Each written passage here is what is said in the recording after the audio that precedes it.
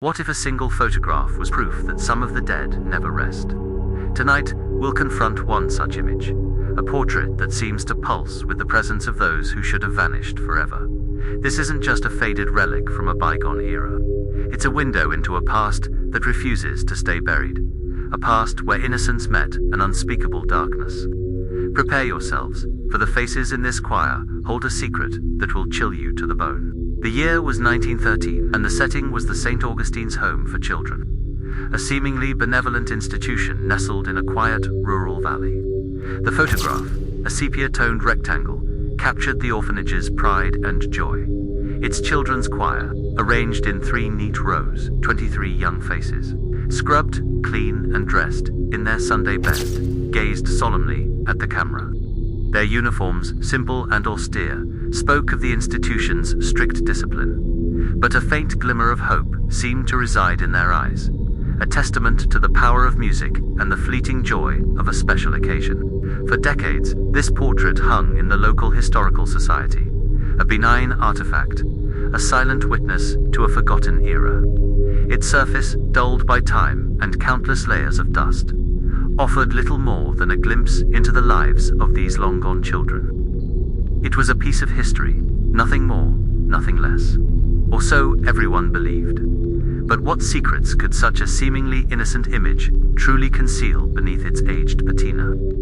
The true nature of the photograph began to emerge during a routine digital archiving project. A young conservator, tasked with meticulously cleaning and enhancing the society's collection, carefully placed the choir portrait under a high-resolution scanner. As the digital image materialized on the screen, she began the painstaking process of restoration, adjusting contrast, sharpening details, and removing the accumulated grime of a century. It was a slow, methodical task, one she had performed countless times before. However, as she worked on the leftmost edge of the second row, a subtle anomaly caught her eye. A faint, almost imperceptible blur, initially dismissed as a photographic imperfection, began to resolve itself. With each incremental adjustment, a new contour appeared, a subtle shadow deepened, until, with a jolt that sent a shiver down her spine, a 24th face materialized. It was indistinct, ghostly, yet undeniably present, peering out from behind a young boy's shoulder, its eyes wide and vacant. Who was this spectral addition to the choir, and why had time itself conspired to keep their presence hidden? The Augustine's Home for Children, established in 1898, was, on the surface, a beacon of charity in an era marked by widespread poverty and orphaned youth. Founded by a prominent local family, it promised refuge, education, and spiritual guidance to children left without families. Public records painted a picture of a well-funded, orderly institution, praised by local newspapers for its dedication to the community's most vulnerable. However, beneath this veneer of benevolence, whispers persisted. Tales of strict punishments, of children disappearing without explanation, of a pervasive, almost suffocating silence that hung over the grounds. This was dismissed as mere rumors, the exaggerations of a bygone era, or the resentful mutterings of former residents who chafed under the orphanage's rigid rules. No official complaints were ever filed, no investigations launched. The institution maintained its impeccable reputation, its choir singing hymns of praise, its doors seemingly open to all. But what dark truths lay buried beneath the carefully constructed façade of St. Augustine's, and what role did its silent inhabitants play in its grim history? The children of the St. Augustine's choir, captured in that 1913 portrait, were a study in forced uniformity. Their expressions, though varied, shared a common thread of solemnity, a quiet resignation to their circumstances.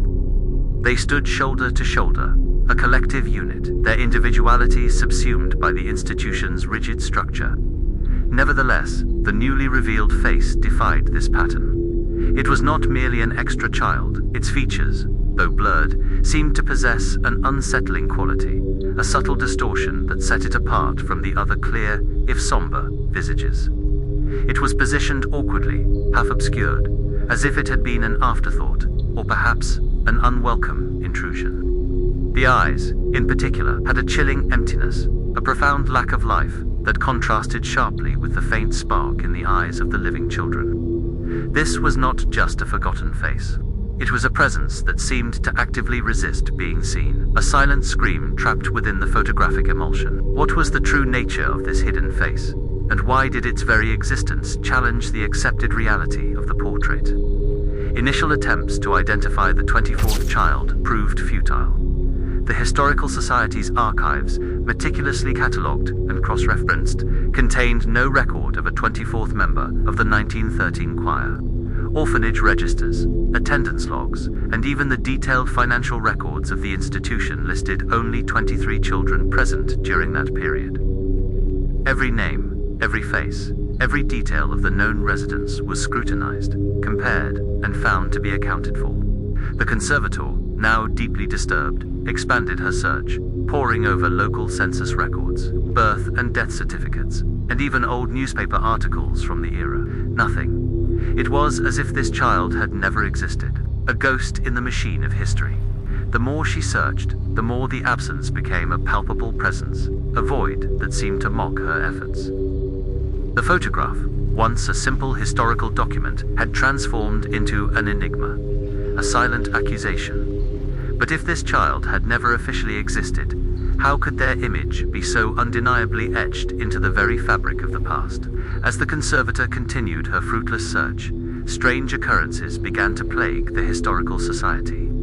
A pervasive chill, inexplicable by the building's climate control, settled around the display case where the photograph was now kept. Staff members reported hearing faint, melancholic humming, like a child's lullaby, echoing from the archives after hours.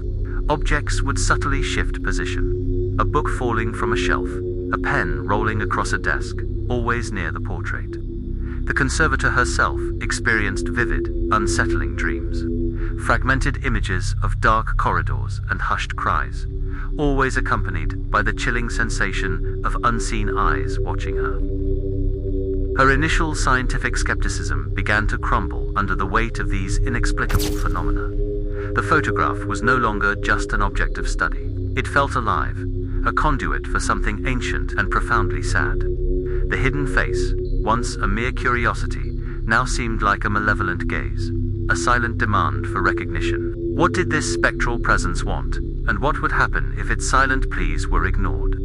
Driven by a growing sense of dread and an insatiable need for answers, the conservator shifted her focus from official records to the more obscure, less traveled paths of historical research. She delved into personal journals, local gossip columns, and even the forgotten minutes of obscure town council meetings from the early 20th century. It was in a dusty, leather-bound diary, belonging to a former groundskeeper of the St. Augustine's Home, that she found the first crack in the institution's impeccable façade. The groundskeeper, a man named Alistair, wrote of the quiet ones. Children who arrived at the orphanage without proper documentation, often brought by shadowy figures in the dead of night.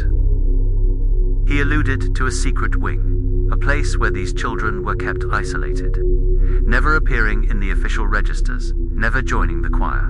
His entries spoke of hushed burials in unmarked graves on the orphanage grounds, of illnesses that swept through the hidden wing, claiming lives that were never officially recognized.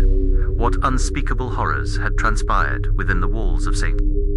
Augustine's, and how many other children were erased from history.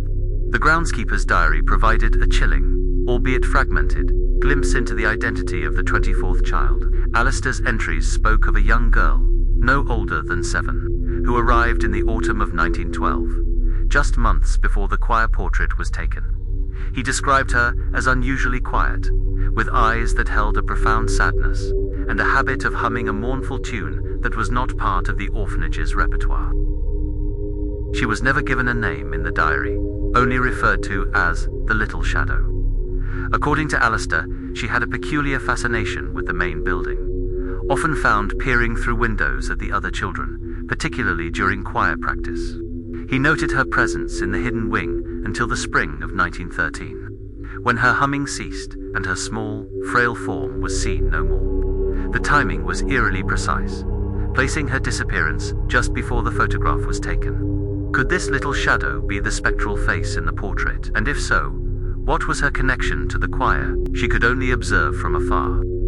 The truth behind St. Augustine's Home for Children was far more sinister than mere negligence. The orphanage, it was revealed, had been a front for a clandestine operation, a dark enterprise disguised as philanthropy. The quiet ones were not simply undocumented orphans.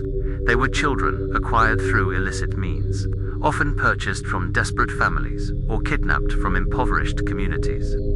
They were then used as a cheap, disposable labor force, forced to work in the institution's hidden workshops, producing goods sold under the guise of charitable donations.